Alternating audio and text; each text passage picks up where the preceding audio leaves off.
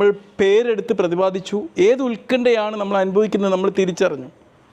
ഇനി ഈ ഉത്കണ്ഠ നമ്മുടെ ജീവിതത്തിലൂടെ എങ്ങനെയാണ് കടന്നു പോകുന്നത്, ഏതൊക്കെ വഴിയിലൂടെയാണ് കടന്നു പോകുന്നത്, എന്തൊക്കെ പ്രശ്നങ്ങളാണ് ഉണ്ടാവുന്നത് എന്നുള്ളത് നമ്മളൊരു GPS മാപ്പ് നോക്കുന്നത് പോലെ നമ്മളൊന്ന് ട്രാക്ക് ചെയ്യാൻ പോവുകയാണ്. ട്രാക്ക് ചെയ്തിട്ട് നമുക്ക് പിന്നീട് സൊല്യൂഷനിലേക്ക് എടുക്കാം.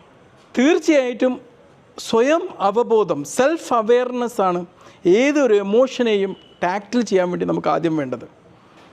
നമുക്ക് എപ്പോൾ ഉത്കണ്ഠ ഉണ്ടാകുന്നൊരു വികാരം വരുന്നു, അല്ലെ ഭയമുള്ളൊരു വികാരം വരുന്നു എന്ന് നമുക്ക് തിരിച്ചറിയാൻ കഴിഞ്ഞിട്ടില്ലെങ്കിൽ പിന്നെ എവിടെ വെച്ചിട്ട് നമ്മളതിനെ സോൾവ് ചെയ്യും? നമ്മളെ വില്ലനെ നമ്മൾ കണ്ടെത്തിയാലല്ലേ നമുക്ക് അതിനെ പിടിച്ചൊന്ന് ടാക്കിൾ ചെയ്യാൻ പറ്റുള്ളൂ. അപ്പോൾ അതിനെ നമ്മൾ ട്രാക്ക് ചെയ്യണം.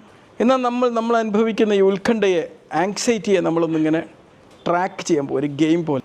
അതിനാദ്യം നമ്മൾ ചെയ്യേണ്ടത് ഒരു റണ്ണിങ് ലിസ്റ്റ് ഉണ്ടാക്കിയെടുക്കുക എന്നുള്ളതാണ്. നമ്മൾ ഉൾക്കൊള്ളുന്ന ഉത്കണ്ഠ എങ്ങനെയൊക്കെ എവിടേക്കൊക്കെയാണ് ഓടിക്കള് മോനെ പോലെ അങ്ങോട്ടും